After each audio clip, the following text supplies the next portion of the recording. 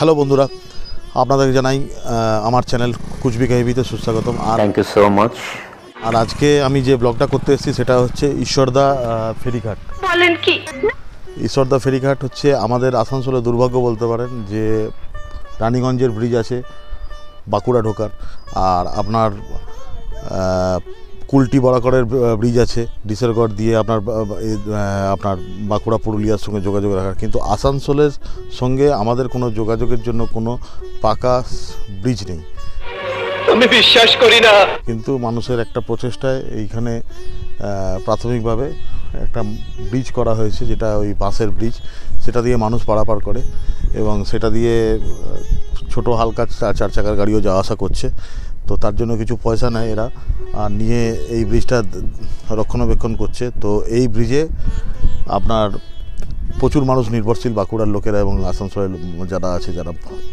হ্যাঁ, এই ব্রিজটা হলে অনেক মানুষের অনেক উপকার হবে, যেমন আসানসোলের বিজনেস বাড়বে এবং প্লাস হচ্ছে আপনার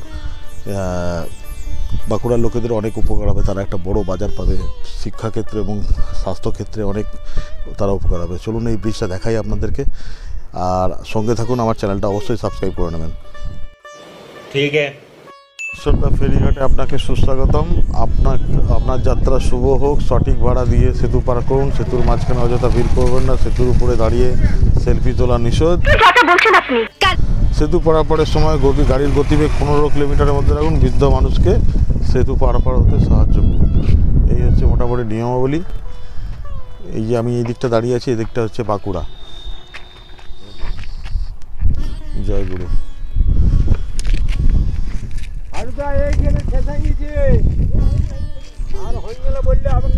এটা হচ্ছে বাঁকুড়া।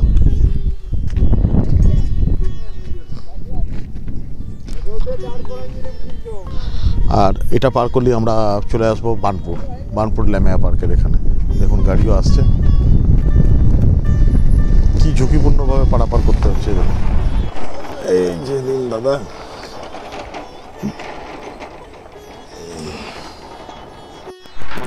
এই ব্রিজটা কটা থেকে কটা পর্যন্ত খোলা থাকে দাদা? 6 থেকে 10টা রাত্রি। আচ্ছা। আর 10টার সময় লোক যা আসা করে? কোনো এমনি ভয়ের কোনো ব্যাপার না, ভয় কোনো ব্যাপার না। আর কীরকম কী চার্জেস আছে? মানে মোটর সাইকেল নিয়ে পার করতে 20 টাকা। 20 টাকা। আর যদি সঙ্গে পেছনে লোক থাকে তার 5 টাকা। 5 টাকা, 25 টাকা। বাচ্চা থাকে আর একটা বাচ্চাদের ফ্রি। Good, very good. দেখুন কীভাবে ডেঞ্জারাসভাবে আমাদের ব্রিজ পার করতে হচ্ছে। এই হচ্ছে দামোদর নদী। দামোদর নদীর ওপর দিয়ে আমরা ব্রিজের ওপর দিয়ে আমরা গাড়ি চালিয়ে যাচ্ছি।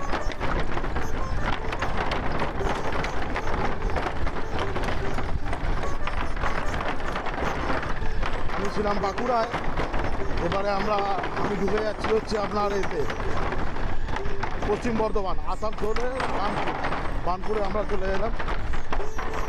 বাঁকুড়া ঈশ্বরদা থেকে এবারে আমরা ঢুকে যাচ্ছি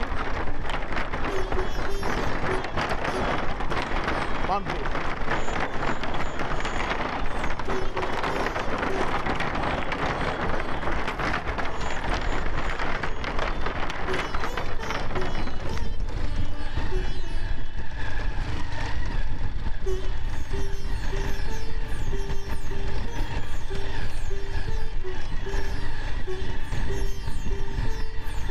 এই দেখুন হচ্ছে বিহারীনাথ পাহাড় দেখা যাচ্ছে, আর এই হচ্ছে ব্রিজ, ঈশ্বরদা ব্রিজ, যেটা হচ্ছে ঈশ্বরদা ফেরিঘাট। আপনাকে স্বাগত জানাচ্ছে, যেটা ওই পারে বাঁকুড়া ছিল। এখন আমি আসানসোলের পশ্চিম বর্ধমানে চলে এসেছি। যদি আমার এই ব্লগটা ভালো লাগে, ছোট ব্লগটা, তো অবশ্যই ऐसे और भी कई एंटरटेनमेंट और धमाकों के लिए लाइक, शेयर एंड सब्सक्राइब कीजिए।